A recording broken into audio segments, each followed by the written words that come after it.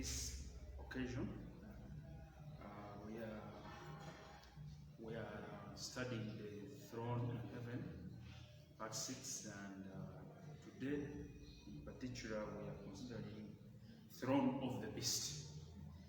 And what we have to learn from today, the big idea that comes from this lesson today is failure. Failure in life. The book of Revelation defines failure as losing your place in heaven.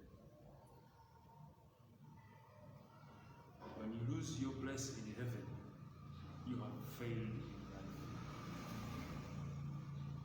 You might have a divorce certificate.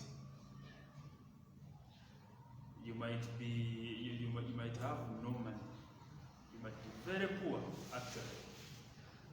You might be a failure academically.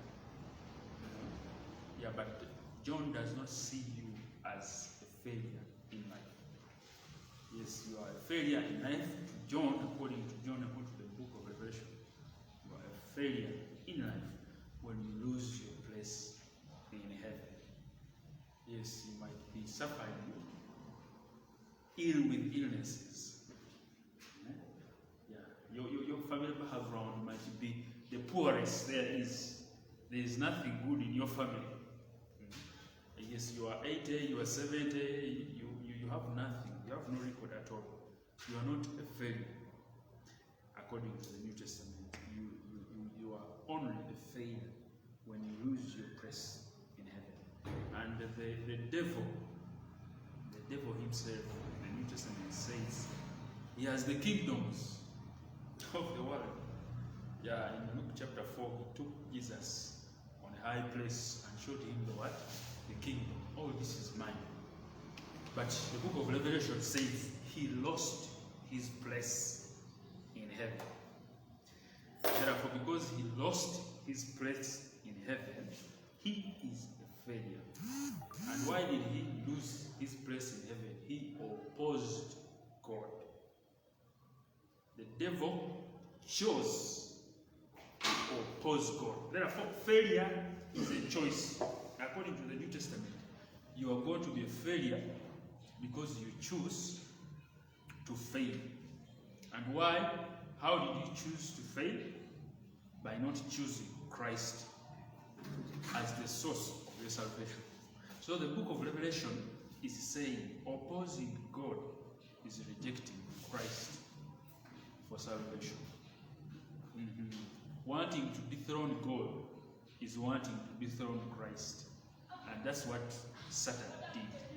Therefore, his definition, he uses transitional sentence, transitional verse, we're going to read a number of verses. But the transitional verse in the book of, on this section we're going to deal with is Revelation 12:8, which says, but he was not strong enough and lost their place in heaven. That's the devil. He was not strong enough and lost their place, his place in heaven. When you lose your place in heaven, you are a failure in life. Yeah, so now we begin with the subject titled Throne of the Beast. What you have to know is that when you look at the poster they printed, there were 2 verses. We've been dealing with one verse. Now we're dealing with 2 verses. Revelation 13, verse 1 and 2, and then Revelation 16, verse 10. These verses are very important. Something is going to happen.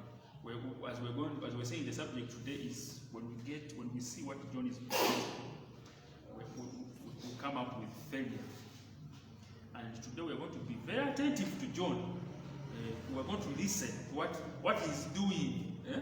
So we're going to close our mind from anything they have ever told us and listen. What is John doing? So when you read Revelation chapter 13, verse 1 and 2.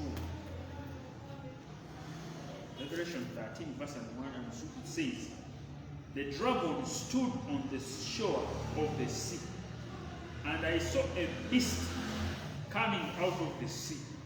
It had 10 horns and 7 heads, and 10 crowns on its horn, and on each head a blasphemous name. Verse 2. The beast I saw resembled a leopard, but had feet like those of a bear, and a mouth like that of a lion. The dragon gave the beast his power, and his throne, and great authority. Please note the last statement. The dragon gave, it is the dragon giving, and then we are seeing preposition, his power. The power that the beast has, it is for the dragon, his power. 2, his throne. The power that the beast has is for the what? For the dragon, his throne. Number 3, and great authority. It is still his authority. So there is transfer of authority. If you recall the previous sermon, the previous presentation, one of them there was transfer of authority. The one who sits on the throne transferred authority to the Lamb. When he was not able, no one was able to untie the scroll. And then the Lamb came. That is Revelation chapter 5. I want you to know where we're going. So we're talking about the throne, that it's the dragon. Now, who is the dragon? The dragon is defined in this context, the larger context. In Revelation 12, verse 7. Then war broke out in heaven. Michael and his angels fought against the dragon. And the dragon and his angel fought back. So now, that is chapter 7, verse 7. Then when we go 12. Therefore rejoice, you heavens, and you who dwell in them. But woe to the earth and the sea, because the devil has gone down to you. He is filled with the fire. So the dragon is the devil. It is Satan. Now, we are seeing adversaries of God. The throne of the beast is dealing with adversaries of God. The allies of God, we have the elders, the judges, the people who accept God's authority and acknowledge it. Now, the adversaries of God is the throne, the beast, the dragon, who is Satan, whom we saw last Sunday. Now we are seeing another adversary coming in, the beast. Now, but they are telling us that the beast does not have authority of his own. The authority he has is a transfer from what? From the dragon. Therefore, the beast is just an agent of the dragon. The emphasis is on the dragon. You see, whatever is happening, taking place in the beast, is because the dragon chose to give the beast. So we're looking at an agent of the dragon. That's the first verse. Now, when we go to the second verse, we shall deal with is Revelation 16, chapter 10. 16:10 says, the fifth angel poured out his bowl on the throne of the beast. We saw the throne of the beast, the beast taking over the throne after the dragon has given him. Now, in chapter 16, we see that there was a bowl that was thrown on the throne of the beast, and its kingdom was plugged into darkness. People gnawed their tongues in agony. So what is happening here as we start? There is, number one, enthronement. The beast is given a throne. Number two, dethronement. The throne is the beast. The throne is what? Is antagonized. It is removed from it. The authority it has is taken. Now the question is, who removes the authority? So we're seeing our sermon has to do with enthronement. We're going to see how the beast is enthroned. 2, how the beast is dethroned. And that's what John wants his readers to know and to note. So now, we begin with the background. What is the background of these words, beast? Because we want to know what they mean. What is the background? Now, it so happens that in Jewish history, in Jewish storytelling, Jews are storytellers. They tell stories to their children to communicate certain lessons. And those stories are called myth. Now, those myths are too many in Jewish tradition, and in the Bible they are there. But the point in them is to communicate the what? The lesson. Normally in English they normally say the moral of the story. I think most parents tell stories, and then they will tell you the what? The moral of the story, the lesson from what? From the story. So now, those stories in the Jewish culture, they are called mythologies. Stories that communicate a theology, a lesson about God. Now, in Jewish myth, there were two animals, two beasts. They had beasts. And it is surprising that John is not the first one in the Bible to use this myth in the book of what? In the book of Revelation. There are many authors in the Old Testament that use these myths that were present in Jewish mythology. So these were two, and one was called Levitian, and then the other one is called Behonai. And they are found in the book. The first author, we're going to look at three authors using them. And what I want you to appreciate is that they're using them in different contexts.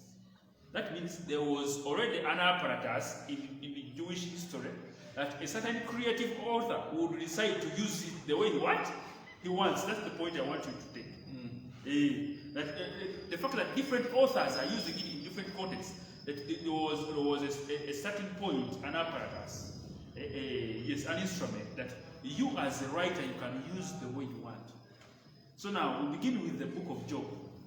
The author of the book of Job uses this beast in Job chapter 40, verse. Chapter 40 and 41 are about the beast, but he uses it in a different context. Now, in particular, we shall go to verse 25. The book of Job.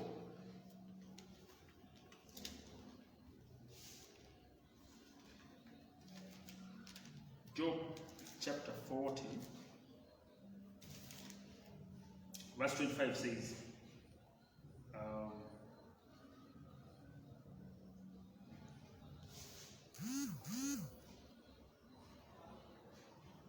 chapter 15, verse 15, he said, look at the behemoth. That's the first piece. Look at the behemoth, which I made long with you, and which feeds on grass like an ox. What strength it has in its loins, and what power in the muscles of its belly. Its tail swings like a cedar, the swines of its thigh are close knives, its bones is describing a big beast. You understand it? This is the first one. Now we go then to the second beast, is in chapter 41, verse 1. He said, Can you pull in Leviathan with a fish hook? Now, what you recognize, number one, the first beast in their mythology, behemoth, was in land. Yeah, land beast. It was a what? A land beast.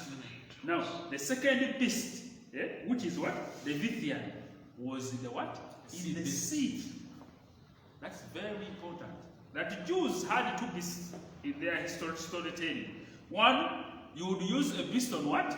On land, or you would decide to use a beast what? From the sea. You understand? A beast coming out from what? And the one from sea was called what? Leviathan. And then the one on what? On land was called Behemoth. We go to the second author who uses this word, Psalms. Psalms 74. The other one was a different author. And then this one is also going to be a different author. Psalms chapter 24, verse 14. It says, It was you who crushed the head of Leviathan. Is it you? It was you who crushed the heads. Now here, this context here, remember there in the book of Job, God is trying to say, I am great. I even created the Bethel. You understand? The- Yes, the beast on the land. I even created the beast what? In this. Now here, you listen to the context here. Now, because someone is crying to God for his suffering, and he wants God to do what? To come in. Now he's mentioning the things what? God has done. He said, it was you who split, 14, it was you who crushed the heads of Leviathan and gave it as food to the creatures of the desert. It was you who opened up springs and streams. You dried up the ever-flowing rivers. The day is yours. He's trying to talk about this great God. Are you understanding? This is a different context, a prayer context. Someone wants God to come in, saying you are strong. You even crushed the Leviathan. You understand? He's getting that beast in the Jewish history and using it to illustrate God. Another author that uses it in a different context is Isaiah. Isaiah chapter 27, verse 1.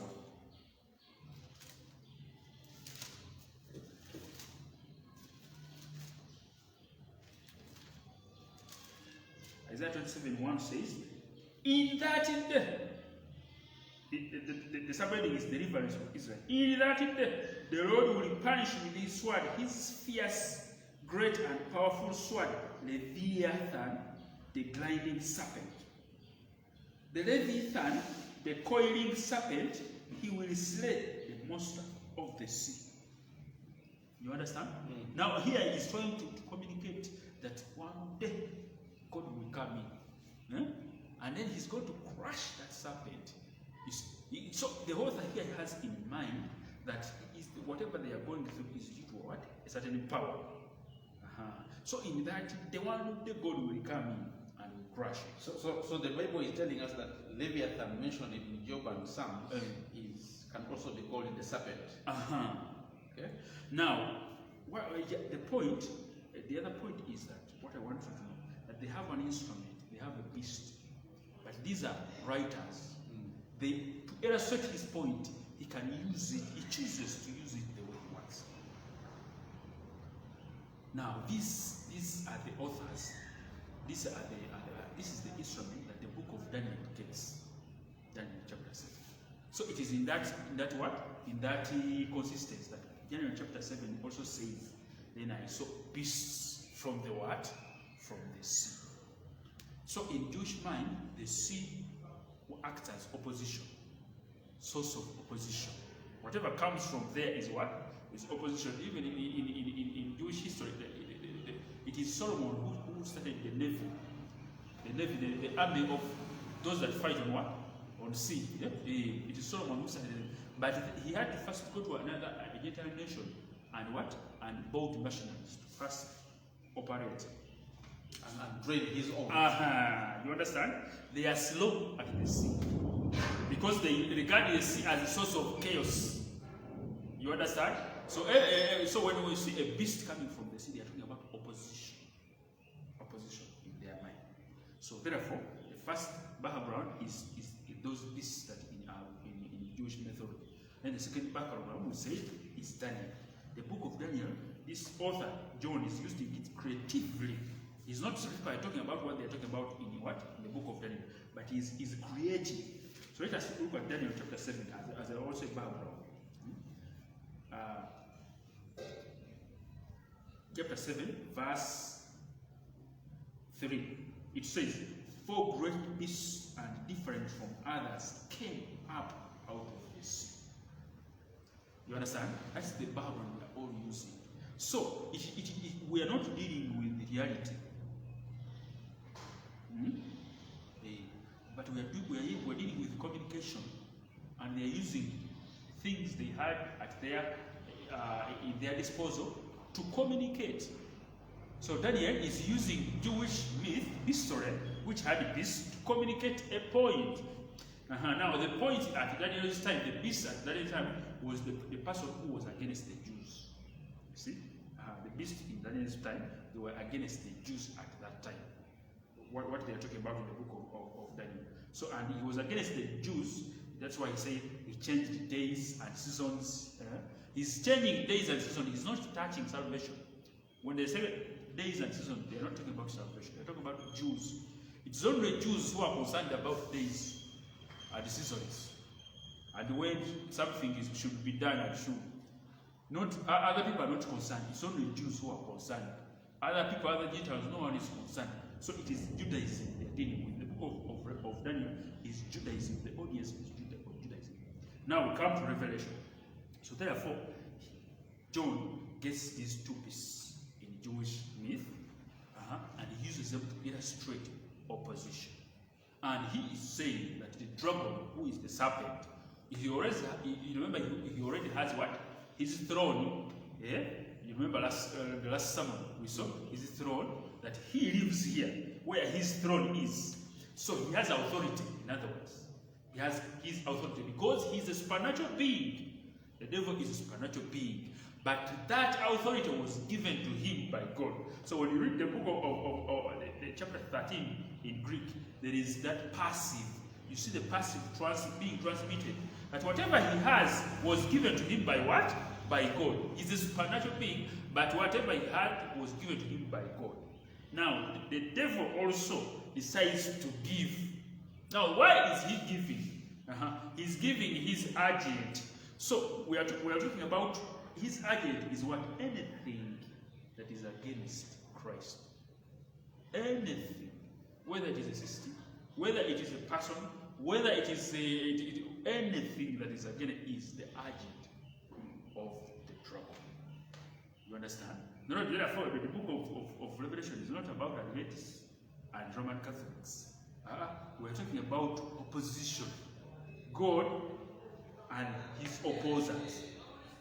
The powers that are trying to oppose, to claim, powers that are claiming that they have authority that he hears. So therefore, we have unlocked that the throne is given to the beast by the dragon, who is Satan, and the Satan is giving because he wants worship. That's the reason he's giving. So it is due to that reason they will tell you that all those who worship the what? The beast were worshiping the what? The dragon. So after understanding that, now we come to the small details that always confuse people. After he has established these two beasts, what does John do next? What John does next is a compulsion. He does, it's in English they call it parody. In writing, parody. After you have written one story, you write another story that is comparing. It is kind of similar to that one. So after he had written chapter 5, where he showed that God transferred authority to the Lamb and gave the Lamb the throne, and the Lamb, and everyone was praising what? The Lamb. So he writes a parody. He writes another chapter where the dragon is doing the same. And that chapter is the one that people confuse with his pops, what and what, because it's where the marks of the beast and what he's doing is compulsion. And we're going to go through a few elements that we're going to go through about 8 of them.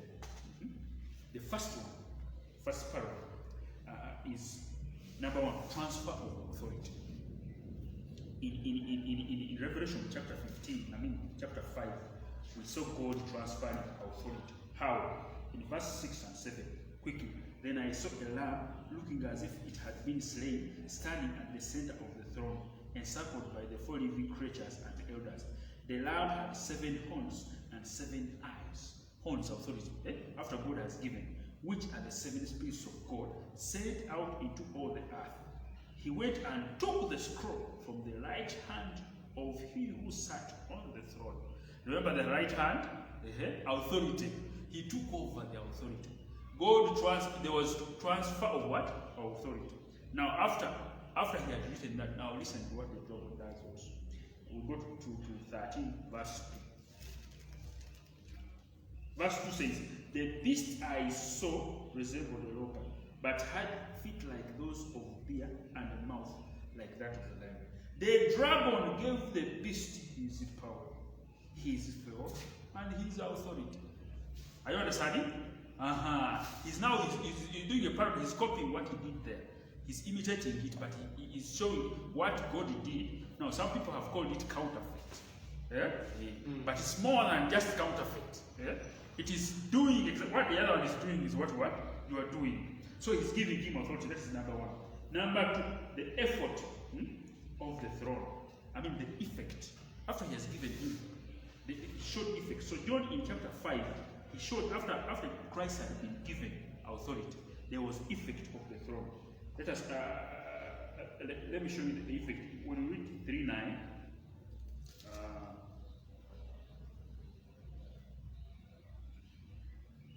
yes, 5:9 to 10, it says, and they sang a new song, saying, "You are worthy to take the scroll and to open its seal, because you were slain, and with your blood you were purchased for God, persons of every tribe and language and people and nation." Now that's the effect. People begin to what? To worship. Now you listen to what? To the devil. What happens? 13:5, and it says, "The beast was given a mouth to utter proud words and blasphemous, and to exercise its authority for 42 months. It opened its mouth to blaspheme God and..." Am I reading this? No. 13:7. "It was given power to wage war against God's holy people and to conquer them. And it was given authority over every tribe, people, language, and nation. And all inhabitants of earth will worship the beast." You understand? There was worship there as the effect. There is also worshiping the beast. They will worship the beast. "All whose names have not been written in the Lamb's book of life." They are worshiping this side. "The Lamb who was slain from the creation of the world." Everyone who accepts Christ as his Savior belongs to that side. You are a winner. That's what John is trying to communicate. You are not a faith. Now, but everyone who does not worship, they are going to worship the what? The beast. So we're trying to look at the elements that consist the people who worship the beast. Number one, all those who don't worship the Lamb. And when they bring this figure of a lamb, they're talking about the cross. Everyone who does not believe in the cross as the source of salvation is not worshiping what? The Lamb. He's worshiping the what? The beast. You understand? So we're not doing with the people, we're not doing with the certain presidents or certain popes. We're dealing with the event that happens on the cross. Number two, the career. We come with the career. Now we begin to see figures. 1,260 days. The career, when you look at the career, when you look at chapter 5, John tries to show that they are going to worship. Chapter 5 verse 10 says, "You have made them to be kingdom and priests to serve our God, and they will reign on the earth." They're going to reign forever. He's trying to show that the reigning of the throne of the Lamb and his throne is forever. But when we come to the beast, he begins to bring limits. He begins to bring numbers and what? And timelines. So when we read 13:5-17, it says 5-7, "It was given power to wage war against God's holy people and to conquer them. And it was given authority over every tribe, people, language, and nation. All inhabitants of the earth will worship the beast, all whose names have not been written in the book of the Lamb. The Lamb who was slain from the creation of the world. Whoever has ears, let him hear.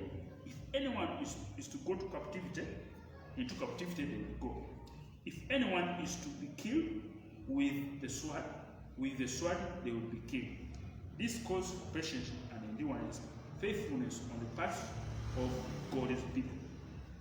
Verse 5, "The beast was given a mouth to utter proud words and blasphemies, and to exercise its own authority for 42 months." Now we begin to see those figures. 42 months, 1,260 days. They are trying to show a limitation in practice of what? Of his authority. What is John communicating? That the devil is still here. He's still a supernatural being. He still has effect. You understand? but his effect is limited. It is not like the effect of what? Of the Lamb and his throne, which will reign for forever. I think the comparison. Then, so the point is here that John, in his thinking, is seeing Antichrist as the devil himself. And the devil himself is transferring his power to an agent. Anything that is against people believing in Christ is an agent of the trouble. So after we have seen that, now we go to the throne. 16:10. Now, chapter 10 says, the fifth angel poured out his bowl on the throne of the beast, and its kingdom was plunged into darkness. People now their tongues in agony. Now, before I explore this, you have to understand that the beast that he is talking about in 13, that it has got a mark. He says it has got a mark. I forgot to bring this out in the comparison. The mark of the beast. Now, why is he bringing the mark of the beast? It's because in what? In the Lamb, he had brought a seal. He had talked about a seal for those who belong to the Lamb. Now, that seal is in 7, chapter 7, chapter 14, let us read 14:1. Then I looked, and there before me was the Lamb, standing on Mount Zion, and with him 1,400,000 who had his name and his father's name written on their foreheads. That's the seal. The name of the Lamb and the seal on the what? On their foreheads. Now, because the Lamb has got a seal, now the devil also has got what? A seal. And that's how we come to what they call the so-called mark of the beast. 18. The mark of the beast in 13:18, after the beast has been given a throne, which says, this calls for wisdom. Let the person who has insight calculate the number of the beast, for it is the number of a man, that number is 666. Now, in chapter 13, we have the beast. It shows you the beast that is on land, from verse 1 up to verse 10. Then verse 11, it shows you the beast that comes from what? From the sea. Then I saw a second beast coming out of the earth. This one is out on the land. The first one came from the sea. So after he has showed you that, now he brings a seal for this one, for the beast. Now, what you have to know that at that time, there were people who were regarded as for example, the president. If the president of a nation is to have a side chick, as they call it, can you easily know the side chick? Oh, people of that nation. No, it's not easy. So they conceal when they are communicating. So even at that time, people would conceal communication when they're communicating about their loved ones. And they would use just what?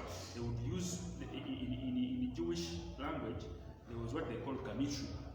Even when you Google about it, they will explain it to you in full. Gametria means that the Jewish alphabet had numbers corresponding to it. A had 1, the word A 1, B 2. So if a letter is dog, you just go and translate. D is what? 9, then you write 9. O is what? Is the 13, then you write 13. G is what? So that is called gametria, and it is known in history. When you will read those things and find out.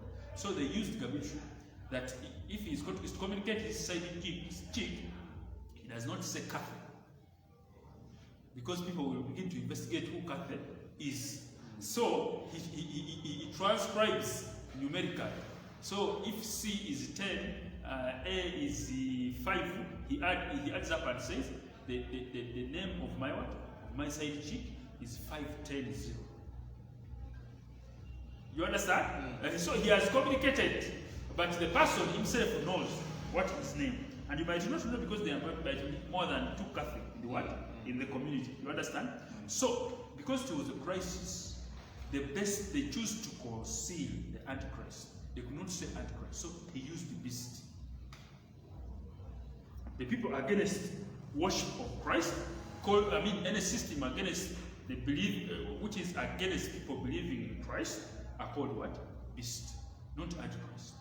Antichrist, someone will just know. You're what? You're against. You're talking about him that is something is wrong. So he used the beast. When it came to name, to the name of this person who was there in particular, who was persecuting, who was commanding, he just mentioned him, and his name is 666.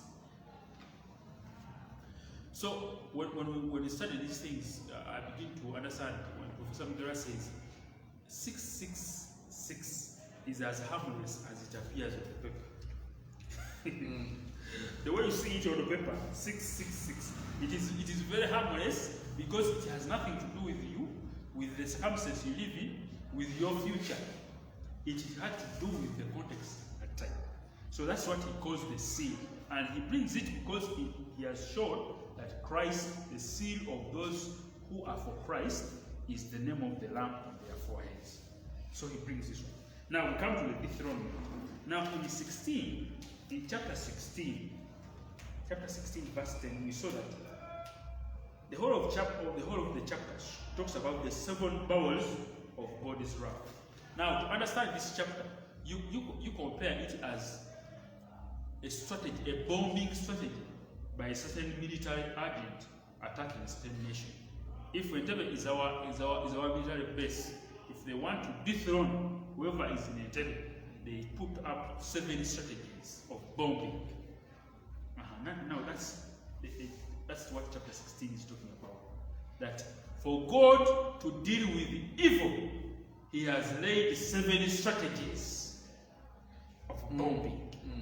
You understand? To destroy evil. Because he's talking about failure. Anyone who opposes God is a what? A failure. Now he has talked about thronement, how you get the throne, although you have the what? The authority, but it's there for a time, 42 days, 1,200 and what? He begins mentioning those numbers, those periods. Now after that period is done, now he brings, in chapter 16, he brings how he's going to deal with evil. And he's doing with it in stages. So he said, then I heard a loud voice from the temple saying to the 7 angels, go pour out the 7 bowls of God's wrath on the earth. So they are dealing with evil. And when you read these bowls, they are directed to every element of the universe. One bowl goes to the earth, another bowl goes to the sea, another bowl goes to the air, another one. Anything that you see in the universe it has a bowl. Now, when we go to come to verse 10, which is our emphasis, what we're interested in, we see a bowl on the throne. The 5th angel poured his bowl on the throne of the beast, and its kingdom was plunged into darkness.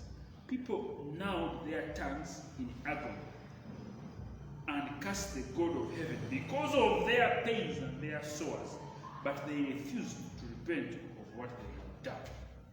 So he's trying to show you that opposition is these people are going to fail in life because they have made a choice on their own.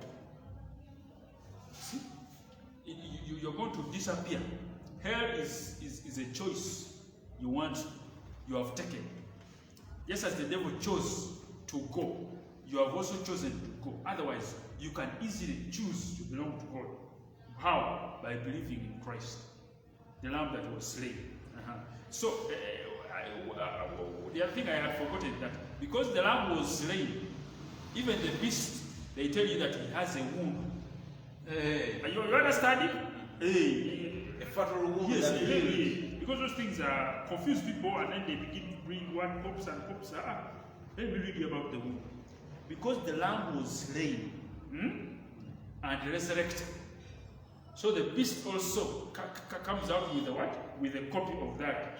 In 13, it says, one of the heads of the beast seemed to have had a fatal wound.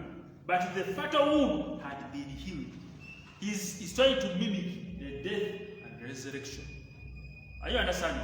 The death and resurrection of Christ. Because Christ died and did what? And rise. So now the beast also had a what? A fatal wound. But the wound what? Healed. So what is interesting is that the verb that is used there in Greek is the same. The verb that is used for death and resurrection is the same used here.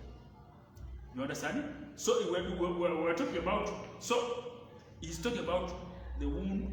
I've heard people talking about the horn and the wound that was healed. Then they are tracing histories of the Pope such a Pope died. Is it the Pope whose seat was what?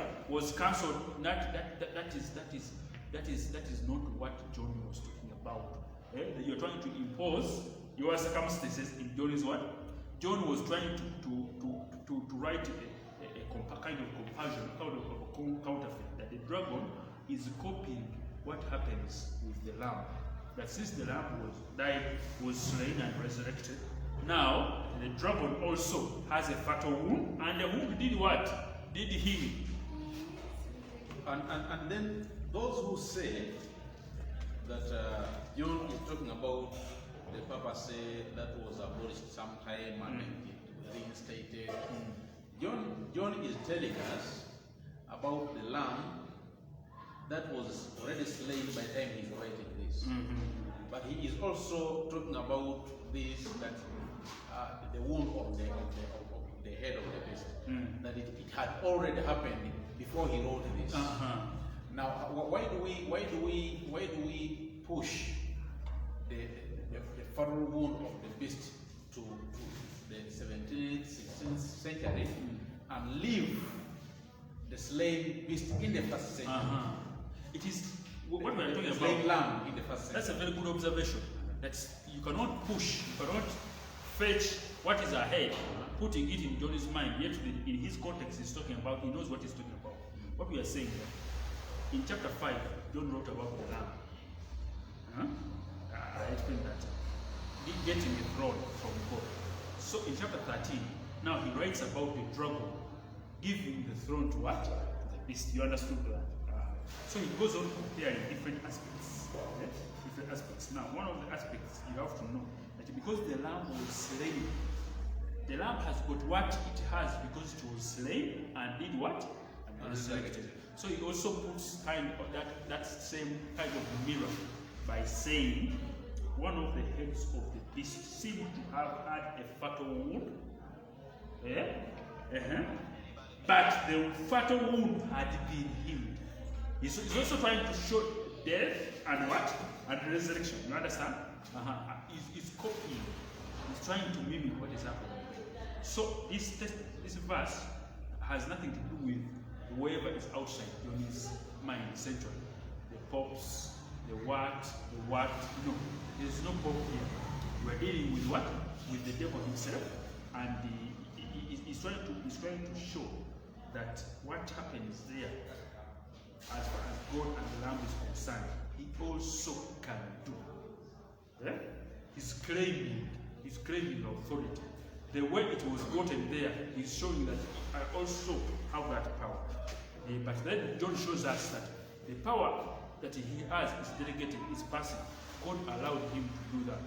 But for a limit of 42 days. After that, he said 1,020. He's trying to show that the time is limited for him to do what he does. Because the kingdom of the world is his, he can do whatever he does. So after that, in chapter 16, he shows that now God is dethroning. After the period is done, now he's bombarding. So he puts 7 bowls. Now when you look at those 7 bowls, each bowl is directed to one aspect of the universe. One bowl goes to the earth, another one goes to the sea, another one goes to the air. Now bowl number 5, which is our concern today, goes to the throne of the beast, to the center of his government. Because the universe, the devil can do anything he wants in the universe. You understand? Now that's why they're trying to show that. But God is going to dethrone him. He's going to take out all that authority. The authority has got on land. The authority has got in air. The authority has got in what? In the sea. After that, he comes and deals with him. And that's what he shows in what? In the bowl number 7. Now, he said the fifth angel poured out his bowl on the throne of the beast. Right? The throne, the authority now he has himself. And its kingdom was plunged into darkness. So we're seeing authority and kingdom. Now, this verse has got a background in the Old Testament. And that background is the Exodus plagues. This whole chapter. When the Israelites, the Hebrews, were about to leave Egypt, God brought how many plagues? There were 10 plagues. Each plague had what? It was attacking a certain god, a certain authority. That why one of the reasons why a certain authority that was in Pharaoh's mind and Egyptians know that we still have a God who does this. So he attacked. They still thought that there's a certain God who gives them plants. So he brought a plague. He brought locusts and plants, and they eat all the plants. So he's trying to show them that the God you think is the one who gives you food. It's not the one. It's me. That's why you see locusts going to the what? To the plants. So now, time came, there was darkness in the whole of Egypt. And that darkness was only among Egyptians, but not in the Israelites' camp. Why? Because in Egypt, they believed that Pharaoh himself was the incarnation of the sun god called Ra. You understand? So he had to bring darkness to show them that all activity is on the standstill until God is the one who's shining the light. You understand? And that background provides an important background of understanding John's verse in John when he says, "I am the light." When Jesus says, "I am the light," he's trying to echo some of those things. That I am the one who provides, who makes the activities go on in the world. It's not anyone else. So that's why he brings what? Darkness. So bringing darkness means bringing activity to a standstill. There is nothing that will happen at night. The reason we work at night is because we have lights. We have electricity that brings what? That brings light. You understand? So darkness implies stopping activity, whatever activity is happening in that place. Yeah? So there was light in the Hebrew camp because there was activity in the Hebrew camp because there was what? There was light. So now the bowl, the angel with the bowl, number 5 said, the fifth angel poured out his bowl on the throne of the beast, and its kingdom was plunged into darkness. So when they pour out the bowl on the what? On the throne, there was darkness. He's trying to say that the activity of the what? Of the beast, the authority in this throne, the throne of the dragon that was given to the beast, stopped. It was dethroned. So John is communicating that when you decide to oppose God, you have decided to fail in life. And he's bringing an example of a creature. We say that Bill Gates and Jack Bezos and this Facebook man, they're the richest men in the world. Not so? But John is trying to show that there is a richest creature in the world. And that creature is the devil. But that creature failed in its life. Why? Because it opposed God. So, according to John, a failure in life is a person who opposes God. However much you have, whether you have castles, whether you have arcades in Uganda, whether you have what, whether you are very good, you have a lot of children, when you have education, however much it is, you are not successful because you have not chosen Christ. A failure in John's mind is a person who chooses to oppose God by rejecting Christ. That person is Antichrist. And whatever he has will be taken away from him.